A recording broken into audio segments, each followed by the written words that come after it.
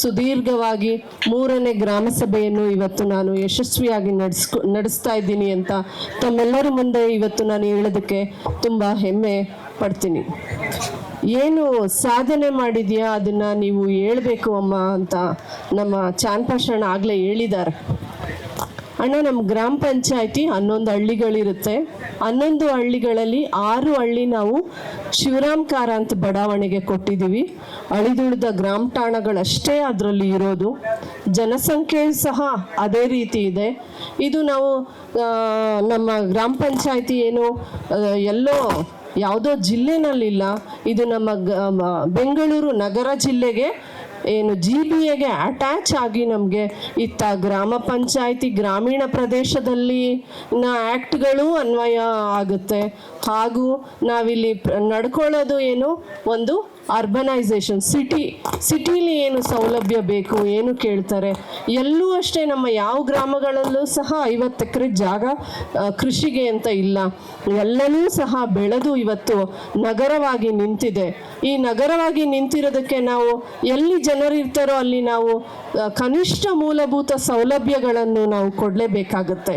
ಏನು ನೀರಿರ್ಬೋದು, ರಸ್ತೆ ಇರ್ಬೋದು, ಹಾಗೂ ಚರಂಡಿ ವ್ಯವಸ್ಥೆ, ಪ್ರತಿಯೊಂದೂ ನಮಗೆ ತೆರಿಗೆ ಬರೋದು, ತೆರಿಗೆ ವ್ಯಾಪ್ತಿನಲ್ಲಿರೋದು ಕೇವಲ 10% ಆದರೆ ಇನ್ನು 90% ನಾವು ತೆರಿಗೆ ವ್ಯಾಪ್ತಿಯಿಂದ ಹೊರಗುಳಿದಿರುವ ಜನರಿಗೆ ನಾವು ಸೇವೆ ಮಾಡ್ತಾ ಇದ್ದೀವಿ ಇವತ್ತಿನ ಗ್ರಾಮ ಪಂಚಾಯತಿನಲ್ಲೂ. ಆದರೂ ಸಹ ಕಸ ಎಲ್ಲಿ ನೋಡಿದ್ರು ಅಷ್ಟೇ ಪ್ರತಿಯೊಬ್ಬರು ಪ್ರಶ್ನೆ ಮಾಡೋದು ಏನು, ಗ್ರಾಮ ಪಂಚಾಯತಿ ನಮಗೇನು ಕೊಡ್ತು, ಗ್ರಾಮ ಪಂಚಾಯತಿಯಿಂದ ನಮಗೇನು ಬಂದಿದೆ, ಗ್ರಾಮ ಪಂಚಾಯತಿ ಅಧ್ಯಕ್ಷರು ಉದ್ಧಾರ ಆಗ್ತಾರೆ, ಮೆಂಬರ್ಸ್ ಉದ್ಧಾರ ಆಗ್ತಾರೆ, ಇದೇ ಮಾತುಗಳನ್ನ ಕೇಳ್ತಾರೆ ಹೊರತು ನಾವು ಗ್ರಾಮ ಪಂಚಾಯತಿಗೆ ಏನು ಕೊಟ್ಟೋ ಅನ್ನೋದು ಬಹಳ ಕಡಿಮೆ ಜನ ಅದನ್ನು ಅರ್ಥ ಮಾಡ್ಕೋತಾರೆ. ನಾವೇನು ಅಪೇಕ್ಷೆ ಪಡ್ತೀವಿ ತಮ್ಮಿಂದ ಅಂದರೆ ಸ್ವಚ್ಛತೆ ನೀವೆಲ್ಲೂ ರೋಡಿಗೆ ಬಂದು ಕ್ಲೀನ್ ಮಾಡಬೇಕಾಗಿಲ್ಲ. ನಾವು ಅದಕ್ಕೆ ಅಂತಲೇ ಗಾಡಿಗಳಿದೆ, ನಮ್ಮ ಸ್ವಚ್ಛತಾಗಾರರಿದ್ದಾರೆ, ನಮ್ಮ ಸಿಬ್ಬಂದಿಗಳಿದ್ದಾರೆ. ನೀವು ನಿಮ್ಮ ಮನೆಯ ಸುತ್ತಮುತ್ತ ಸ್ವಚ್ಛವಾಗಿಟ್ಕೊಳ್ಳೋದು, ನಿಮ್ಮ ಕಸವನ್ನು ವಿಂಗಡಣೆ ಮಾಡಿ ನಮ್ಮ ಗ್ರಾಮ ಪಂಚಾಯತಿಗೆ ಅದನ್ನು ವಾಪಸ್ ಕೊಡುವಂಥದ್ದು, ಅಥವಾ ಏನು ಅದನ್ನು ಟೈಮ್ಗೆ ನೀವು ಏನು ತೆರಿಗೆಯನ್ನು ಕಟ್ಟಬೇಕು ಅದು ಗ್ರಾಮ ಪಂಚಾಯತಿಗೆ ಬಂದು ನಿಮ್ಮ ತೆರಿಗೆಯನ್ನು ನೀವು ಕಟ್ಟುವುದು, ಇದೆಲ್ಲ ಸಹ ಒಬ್ಬ ಗ್ರಾಮ ಪಂಚಾಯತಿ ವ್ಯಾಪ್ತಿಯಲ್ಲಿರುವ ನಾಗರಿಕನ ಸೌಲಭ್ಯಗಳು. ಮತ್ತು ಮುಂದುವರೆದು ಅನೇಕ ರಾಜಕೀಯ ಬದಲಾವಣೆಗಳು ನಮ್ಮ ಗ್ರಾಮ ಪಂಚಾಯತಿನಲ್ಲಿ ಇಲ್ಲಿ ಇದ್ದರು.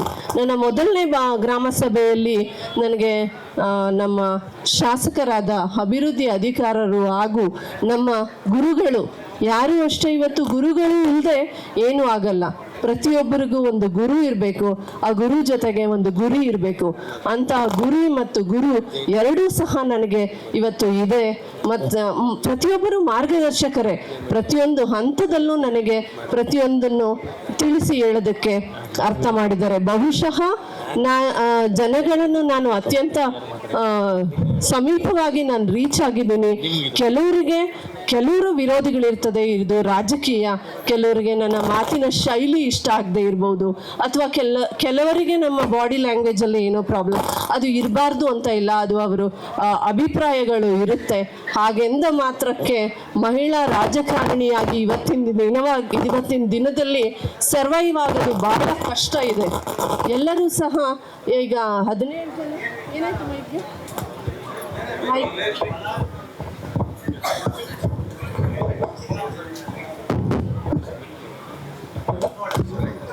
ಇವತ್ತಿನ ದಿನದಲ್ಲಿ ನಮಗೆ ಎಷ್ಟು ರಿಸರ್ವೇಷನ್ಸು 50% ರಿಸರ್ವೇಷನ್ ಕೊಟ್ಟರು ಮಹಿಳಾ ರಾಜಕಾರಣಿಯಾಗಿ ಇಲ್ಲಿ ರಾಜಕೀಯ ಮಾಡಿಕೊಂಡು ನಾವು ನಮ್ಮ ಹಕ್ಕನ್ನು ಚಲಾಯಿಸ್ಕೊಂಡು ಅಧಿಕಾರಿಗಳೊಟ್ಟಿಗೆ ಮತ್ತು ನಮ್ಮ ಸಹ ಸದಸ್ಯರೊಟ್ಟಿಗೆ, ಸಾಮಾನ್ಯ ಜನರೊಟ್ಟಿಗೆ ಮತ್ತು ಲೀಡರ್ಸ್ ಒಟ್ಟಿಗೆ ನಾವು ಇದನ್ನು ಎಲ್ಲ ವರ್ಗದವ್ರನ್ನ ನಾವು ಒಂದು ಮೇಂಟೈನ್ ಮಾಡಿಕೊಂಡು ವಿಶ್ವಾಸಕ್ಕೆ ತಗೊಂಡೋಗೋದು ಬಹಳ ಚಾಲೆಂಜಿಂಗ್ ಆದ ಟಾಸ್ಕ್. ಈಗ ಮಹಿಳೆಯರು ಅಂದರೆ ಕೆಲವರಿಗೆ ಸುಲಭದ ಟಾಸ್ಕ್. ಅವ್ರನ್ನ ಏನ್ ಬೇಕಾದ್ರೂ ಮಾತಾಡ್ಬೋದು, ಅವ್ರನ್ನ ಹೆಂಗ್ ಬೇಕಾದ್ರೂ ಮಾತಾಡ್ಬೋದು. ಅವರ ಆಸೆಗಳನ್ನ ನಾವು ಮುಂದೆ ಇಡಂಗಿಲ್ಲ. ಪುರುಷರಾದ್ರೆ ಅವ್ರ ಆಸೆ ಏನಿದೆ ಅವ್ರು ಹೇಳ್ಬೋದು. ಈಗ ನಮ್ಮ ಗ್ರಾಮ ಪಂಚಾಯತಿ ವ್ಯಾಪ್ತಿಯಲ್ಲಿ ನಮಗಿರುವ ಆಸೆ ನನಗೆ ಬೇಕಾದಷ್ಟು ಜನ ಫಾಲೋವರ್ಸ್ ಇರ್ತಾರೆ. ನಮ್ಮ ಗ್ರಾಮ ಪಂಚಾಯಿತಿಯಲ್ಲಿ ಹಿಂದುಳಿದ ವರ್ಗದವರು ಮತ್ತು ಬಡವರು, ಕಡು ಬಡವರು ಜಾಸ್ತಿ ಜನ ಇದ್ದಾರೆ. ಅವ್ರಿಗೆ ಮನೆ ಇಲ್ಲದೆ ಇರೋರು ಇದ್ದಾರೆ. ಒಂದು ಮನೆಯಲ್ಲಿ 4-5 ಜನ ವಾಸ ಮಾಡ್ತಾ ಇದ್ದಾರೆ. ಅವರು ಕೆಲವರೆಲ್ಲ ಬಾಡಿಗೆ ಕಟ್ಟಕ್ಕಾಗದೇ ಇರೋವಂಥನೂ ಸ್ಥಿತಿ ಇದೆ. ನನ್ನ 3 ವರ್ಷದ ಗ್ರಾಮ ಸಭೆ ಮತ್ತು ವಾರ್ಡ್ ಸಭೆಗಳಲ್ಲಿ ಅನೇಕ ಅರ್ಜಿಗಳು ನನಗೆ ನಿವೇಶನವನ್ನು ಕೋರಿ ನಿವೇಶನ ರಹಿತರಿಂದ ನನಗೆ ಅರ್ಜಿ ಬಂದಿದೆ. ನಾವು ಅಧಿಕಾರದಲ್ಲಿರುವಾಗ ನಾವು ಯಾಕೆ ಅವ್ರಿಗೆ ಒಂದು ಸೈಟ್ ಮಾಡಿಕೊಡೋದಕ್ಕಾಗಲ್ಲ? ನಮ್ಗೆ ಏನು ಪ್ರಾಬ್ಲಮ್ ಇದೆ, ನಾವು ಎಲ್ಲಿ ಎಡವಿದ್ದೀವಿ ಅಂತ ಅನೇಕ ಬಾರಿ ನಾನು ಚರ್ಚೆ ಮಾಡಿ ನಮ್ಮ ಗ್ರಾಮ ಪಂಚಾಯತಿ ವ್ಯಾಪ್ತಿನಲ್ಲಿರುವ ಸರ್ಕಾರಿ ಜಾಗಗಳನ್ನ ಗುರುತಿಸ್ಬಿಟ್ಟು ಅದನ್ನು ನಮ್ಮ ಸನ್ಮಾನ್ಯ ಶಾಸಕರೊಟ್ಟಿಗೆ ನಾನು ಹೇಳಿದಾಗ, ಅಮ್ಮ ನೀವು ಯಾರಿದ್ದಾರೆ ಎಲ್ಲರ ಹತ್ರ ಅರ್ಜಿ ತಗೊಳ್ಳಿ, ಮುಂದಿನ ದಿನಗಳಲ್ಲಿ ಎಲ್ಲಿ ಸಾಧ್ಯ ಆಗುತ್ತೋ ಅವರಿಗೆಲ್ಲ ಆದ್ಯತೆ ಮೇಲೆ, ಅವರ ಅರ್ಹತೆ ಮೇಲೆ ನಾವು ಅವರಿಗೆ ನಿವೇಶನವನ್ನು ಕೊಡೋಣ ಅಂತ ಒಂದು ಮಾತನ್ನು ಸಹ ನನಗೆ ಕೊಟ್ಟಿದ್ದಾರೆ. ಖಂಡಿತವಾಗ್ಲೂ ಮುಂದಿನ ದಿನಗಳಲ್ಲಿ ಅಂತ ಅವಕಾಶಗಳು ಬಂದಾಗ ಯಾರು ನಿವೇಶನ ರಹಿತರು, ಯಾರು ಬಡವರಿದ್ದೀರಾ, ಯಾರು ನಿರ್ಗತಿಕರಿದ್ದೀರಾ ಅಂಥವ್ರನ್ನ ಆದ್ಯತೆ ಮೇಲೆ ಸರ್ಕಾರದ ಎಲ್ಲ ನಿಯಮಗಳನ್ನು ಪಾಲಿಸಿಕೊಂಡು ಅದನ್ನು ಕಾರ್ಯರೂಪಕ್ಕೆ ತರುವಂಥ ಕೆಲಸವನ್ನು ನಾನು ಮಾಡ್ತೀನಿ. ಅಧಿಕಾರ ಯಾರಿಗೂ ಶಾಶ್ವತ ಅಲ್ಲ. ಎಷ್ಟು ದಿವಸ ಆದರೂ ಒಂದು ದಿವಸ ಅಧಿಕಾರದಿಂದ ಇಳಿಲೇಬೇಕು. ಹಾಗಂತ ಅಧಿಕಾರದಿಂದ ಹೊರಗುಳಿತಿದ್ದೀವಿ ಅಂದಾಗ ಮಾತ್ರಕ್ಕೆ ನಾವು ರಾಜಕೀಯದಿಂದ ನಿವೃತ್ತಿ ಹೊಂದುತ್ತಾ ಇದ್ದೀನಿ ಅಥವಾ ಸಾರ್ವಜನಿಕ ಬದುಕಿನಿಂದ ನಾನು ಹಿಂದೆ ಉಳಿತಾ ಇದ್ದೀನಿ ಅಂತ ಅಲ್ಲ.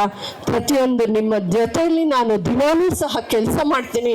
ನನ್ನ ಸಾಧ್ಯ ಆದಷ್ಟು ತಮಗೆ ಸೇವೆಯನ್ನು ಕೊಡುವಂಥ ಒಂದು ಅವಕಾಶನ ಆ ದೇವರು ಭಗವಂತ ಕೊಡಲಿ. ನಾನು ಪ್ರತಿದಿನವೂ ನಿಮ್ಮ ಜೊತೆಯಲ್ಲಿ ಇರ್ತೀನಿ ಅಂತ ನಾನು ಈ ಮೂಲಕ ಈ ಗ್ರಾಮ ಸಭೆಯಲ್ಲಿ ತಮಗೆಲ್ಲರಿಗೂ ವಿಶ್ವಾಸವನ್ನಿಟ್ಟು ಪ್ರಮಾಣ ಮಾಡ್ತಾ ಇದ್ದೀನಿ.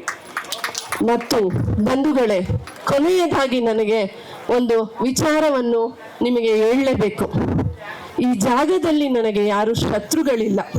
ನೋವು ಕೊಟ್ಟವರೇ ನನ್ನ ಮಾರ್ಗದರ್ಶಕರು, ನಂಬಿಸಿ ಮೋಸ ಮಾಡಿದವರೇ ನನ್ನ ಗುರುಗಳು, ಕಷ್ಟ ಕೊಟ್ಟವರೇ ನನ್ನ ಹಿತೈಷಿಗಳು, ಕಾಲೆಳೆದವರೇ ನನ್ನ ಶಕ್ತಿದಾತರು, ತಿರಸ್ಕಾರ ಮಾಡಿದವರೇ ಪುರಸ್ಕೃತರು, ಹಂಗಿಸಿ ನಿಂದಿಸಿದವರೇ ನನಗೆ ಬದುಕಲಿತ್ತವರು, ದೂರ ತಳ್ಳಿದವರೇ ನನಗೆ ಬಂಧುಗಳು, ಎಲ್ಲಕ್ಕೆ ಮಿಗಿಲಾಗಿ ಪ್ರೀತಿ ಕೊಟ್ಟವರೇ ನನ್ನ ದೇವರುಗಳು.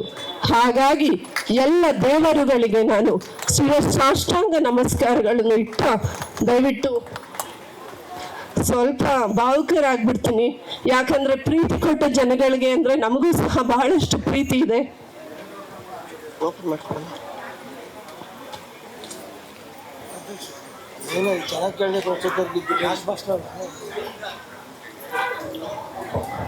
ಬಹಳಷ್ಟು ಮಾಧ್ಯಮ ಮಿತ್ರರಿದ್ದೀರಿ, ತಾವುಗಳು ನನ್ನ ಬಗ್ಗೆ ಬರೀತೀರಿ.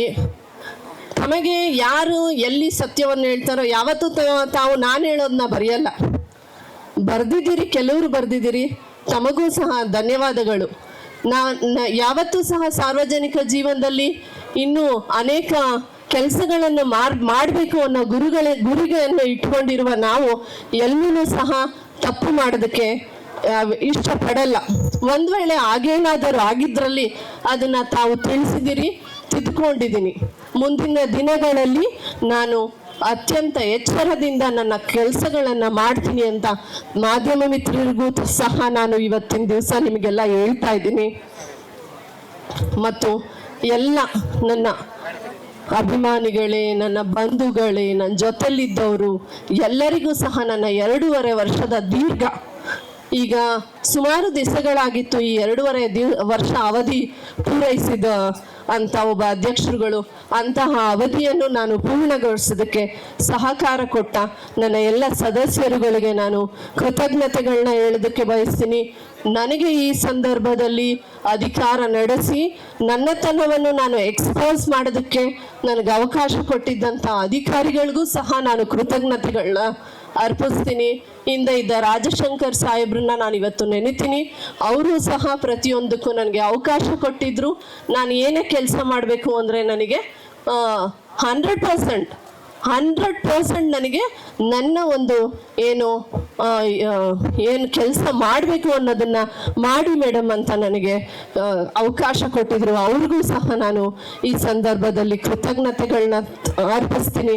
ಹಾಗೂ ಮುಂದೆ ಈಗಿರುವಂಥ ಪದ್ಮನಾಭ್ ಸರ್ಗೂ ಅಷ್ಟೇ, ಅವರು ಸಹ ಅನೇಕ ಸಾರಿ ನಾನು ತಪ್ಪಿರುವಾಗ ಮೇಡಮ್ ನೀವು ಇಲ್ಲಿ ತಪ್ಪಿದ್ದೀರಾ, ಸರಿ ಮಾಡ್ಕೊಂಡು ಅಂತ ನನಗೆ ವಿಶ್ವಾಸ ಮತ್ತು ಮಾರ್ಗದರ್ಶನ ಎರಡೂ ಕೊಟ್ಟಿದ್ದಾರೆ. ಅವ್ರಿಗೂ ಸಹ ಸರ್ ಇನ್ನು ಮುಂದೆನೂ ಸಹ ನಮ್ಮ ಜನಗಳಿಗೆ ಕೆಲಸ ಮಾಡೋಕ್ಕೆ ನಾನು ಪ್ರತಿಯೊಂದು ಹೆಜ್ಜೆಯಲ್ಲೂ ನಿಮ್ಮ ಜೊತೆ ಇರ್ತೀನಿ ಅಂತ ನಾನು ಇವತ್ತು ತಮಗೂ ಸಹ ಹೇಳ್ತೀನಿ. ನನ್ನ ಪ್ರೀತಿಯ ಸಿಬ್ಬಂದಿಗಳಿಗೆ ಎಲ್ಲರಿಗೂ ಧನ್ಯವಾದಗಳು.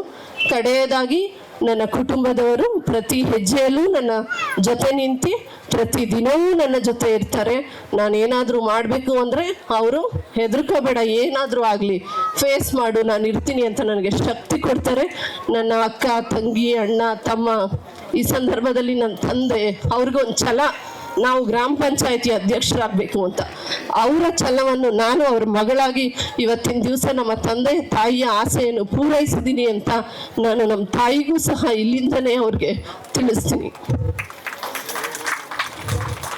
ಹಾಗೂ ಎಲ್ಲರೂ ಸಹ ನನ್ನ ಕುಟುಂಬ, ನನ್ನ ಚಿಕ್ಕಪ್ಪ ಇರ್ಬೋದು, ನನ್ನ ಮೈದಂದ್ರು ಇರ್ಬೋದು, ನನ್ನ ಪತಿಯವರು ಇರ್ಬೋದು, ಎಲ್ಲರಿಗೂ ಸಹ ನಾನು ಕೃತಜ್ಞತೆಗಳನ್ನ ಅರ್ಪಿಸಿ ಅಧ್ಯಕ್ಷರ ಭಾಷಣವನ್ನು ನಾನಿವತ್ತು ಮುಗಿಸ್ತಾ ಇದ್ದೀನಿ. Thank you.